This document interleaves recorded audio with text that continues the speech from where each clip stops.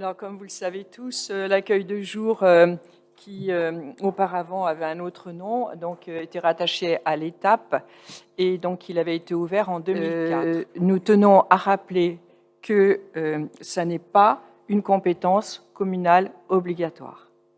C'est très important de le savoir, et que nous sommes la seule commune du Nord-Isère à assurer cet accueil. Donc il a été convenu qu'il était plus raisonnable, pour que ça fonctionne bien, que ce fonctionnement d'interlude soit confié à une association dont c'était plutôt le cœur de mission. Monsieur le maire, mes chers collègues, je voudrais déjà reprendre les termes de Mme Cady. Effectivement, ce n'est pas une compétence obligatoire. L'action sociale, en revanche, est une compétence phare d'une commune. Les accueils de jour ont pour mission première la réponse en urgence aux besoins de la première nécessité des populations les plus précarisées. Les accueils de jour sont des acteurs de première ligne pour répondre aux problématiques des personnes en grande difficulté et constituent de réels observatoires de l'évolution de l'exclusion dans notre pays. Ils constituent une réponse indispensable à la lutte contre la grande pauvreté qui touche de plus en plus nos concitoyens. Ils sont également le dernier filet de sécurité quand les réponses font défaut et la première marche essentielle dans une dynamique d'accès à des solutions plus durables. Selon le sociologue Pierre Vidal-Naquet, que certains doivent connaître, un accueil de jour n'est pas qu'un lieu de passage où l'on vient ponctuellement effectuer une démarche. C'est un lieu où l'on peut se poser physiquement, s'asseoir, s'arrêter de marcher. Selon le rapport annuel de la Fondation Emmaüs de 2022, 300 000 personnes sont sans domicile fixe dans notre pays. Le taux de pauvreté de la population de Bourgoin-Jallieu est de 20%, selon les chiffres INSEE de 2019. Il y avait en moyenne 30 personnes accueillies dans cet accueil de jour selon les agents territoriaux en fonction. Face à la situation de précarité que vivent nos concitoyens, car même s'ils sont hébergés de façon précaire ou s'ils sont SDF, ils restent vos administrés, monsieur le maire, et nous nous étonnons quand même de votre volonté de fermer cet accueil de jour.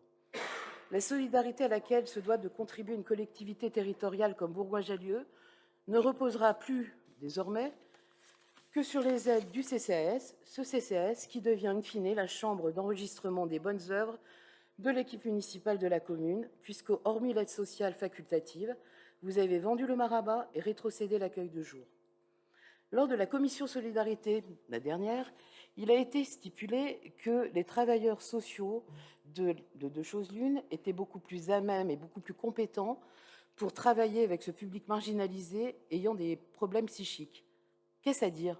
Que les travailleurs sociaux qui font partie de la fonction publique territoriale n'ont pas les capacités ou n'ont pas les savoir-faire et les savoir-être pour encadrer, pour accompagner ce genre de public, que le processus de recrutement de la ville de Bourgoin-Jallieu n'a pas pris en compte ces compétences exceptionnelles, entre guillemets, puisqu'un travailleur social se doit d'accompagner des publics en difficulté, que devaient avoir des travailleurs sociaux. Je vous rappelle juste que ces professionnels sont indispensables, les professionnels du travail social. Ils contribuent au maintien des liens de solidarité, au développement de la vie sociale et citoyenne de ce territoire. En prenant en charge les personnes les plus dépendantes, ils allègent d'autant la charge qui pèse sur les familles et permettent à toutes et tous une bonne insertion professionnelle, bénéficiant aux entreprises et à la vie économique. Si nous insistons sur la plus-value économique de la prise en charge en accueil de jour, c'est que nous savons que cette question est une des valeurs fondamentales de la politique de votre équipe. Puisque vous allez certainement nous opposer le coût de cette structure, des villes comme Louhans, 7 000 habitants, Pithiviers, 10 000 habitants, ont un accueil de jour. Plusieurs partenaires financiers pouvaient être sollicités, tels que la liste n'est pas exhaustive, le conseil départemental, l'ARS, le PLI, la MILDECA, qui est la mission interministérielle de lutte contre les drogues et les conduites addictives, les fondations. Enfin, il existe à Bourgoin-Jallieu, outre deux choses l'une, un acteur primordial de la lutte contre l'exclusion, Emmaüs. Pour quelles raisons n'avez-vous pas sollicité la fondation Emmaüs, qui est le chef de file des accueils de jour au niveau national? Notre groupe sera extrêmement vigilant à ce que le cahier des charges dévolu à deux choses l'une, cahier des charges dont nous aimerions avoir la lecture, soit respecté, et nous ne manquerons pas de nous informer auprès des personnes fréquentant ce lieu, auprès des partenaires institutionnels, afin de pouvoir constater quelle est la prise en charge et quelle est la qualité de cette prise en charge. Enfin, monsieur le maire, pour conclure, vous êtes un défenseur, on va dire, très à même de la question écologique.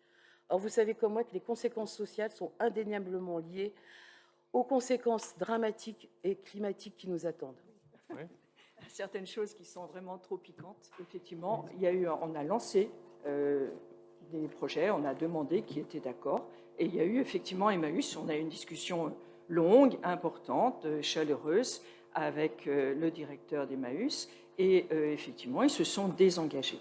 Donc là, il n'y a pas eu de problème, c'était deux choses l'une, on n'avait pas le choix. Les travailleurs sociaux, ce que vous dites sur les travailleurs sociaux du CCAS, effectivement, ils ne sont pas forcément formés à la violence. On n'abandonne pas les personnes qui sont dans la rue. Je rappelle que ce n'est pas une compétence de la mairie et que la mairie est la seule dans Nord-Isère à avoir à assurer cet accueil. Les autres villes s'en déchargent. Oui, je vais juste, parce que la prise de position et de parole que nous avons là au niveau du groupe concerne les deux délibérations, oui. Celle-ci et celle qui va suivre. Et pour ce qui est du piquant de l'affaire, effectivement, ce que vous avez tracté ou pas avec Emmaüs, nous n'en savions rien. Et les travailleurs sociaux, heureusement qu'ils ont des formations exclusivement dédiées aux travailleurs sociaux concernant la violence. Et la fonction publique territoriale a des fonctions, et c'est le rôle du manager de mettre en acte ces fonctions. Oui, pour des réponses de Madame Cady aussi un petit peu piquantes. Madame Cady, vous êtes, pardonnez-moi, mais pas élue depuis très longtemps. Ce n'est pas un reproche, hein, au contraire. C'est bien de vous engager. Par contre, l'accueil de jour, lui, existe depuis très longtemps. Hein, ça, vous le savez probablement. 2004. Avec Monroy Alain Cotalorda qui était maire, effectivement, qui s'appelait l'Étape, une structure qui s'appelait l'Étape. Tout à fait. Il y avait même un endroit dortoir. Bah voilà, exactement. Oui, c'était pas là-dessus que j'allais le dire, mais en plusieurs années, les agents ont été confrontés aussi à des difficultés. Hein, ce n'est pas l'apanage de ces dernières années. Je pense que la période. Je termine, s'il vous plaît. Il n'y a pas on n'échange pas au conseil municipal. Chacun prend la parole tour à tour. Là, c'est M. Perrard. Avec une très grande attention, merci. Donc, il y a eu des difficultés également au niveau psychique, hein, puisque les troubles mentaux ne sont pas survenus depuis ces derniers mois ou ces dernières années, sauf qu'il y a eu des formations qui ont été prises en charge par la collectivité envers ces agents. Ils sont restés plusieurs années. Au bout d'un moment, on comprend aussi qu'il y a une usure, hein, de ce métier, comme sur d'autres. Il y avait aussi un outil qu'on appelait le Conseil de santé mentale, qui avait été mis en place aussi il y a quelques années. Aujourd'hui, a été transféré à CAPI. Malheureusement, on n'en entend plus parler, donc ce qui est bien dommage, et qui travaillait beaucoup avec l'Étape. Donc peut-être dans cet grand élan de générosité que vous avez, peut-être travailler à la reconstruction d'un conseil local de santé mentale, puisque Bourgoin-Jallieu était d'ailleurs une des premières villes à en mettre en place en France. Voilà. D'abord, Madame Renard, je ne peux pas vous laisser dire qu'on va fermer l'accueil de jour. Vous avez commencé comme ça votre intervention.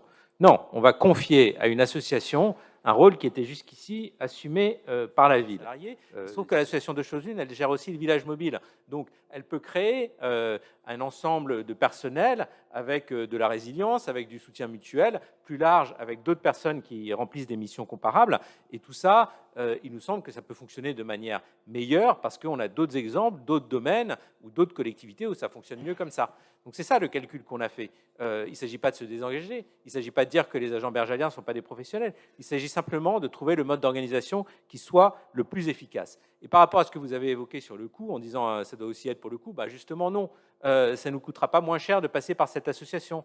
Au départ, je ne vous cacherai pas que j'avais dit, si on peut à cette occasion faire une économie, je ne m'en plaindrai pas, mais ça n'a pas été le cas. On a fixé un cahier des charges ambitieux. En fait, ça ne nous coûtera pas moins cher. Simplement, ce sera une organisation différente dans laquelle on verse une subvention à une association qui, en contrepartie, s'engage sur un certain niveau de service.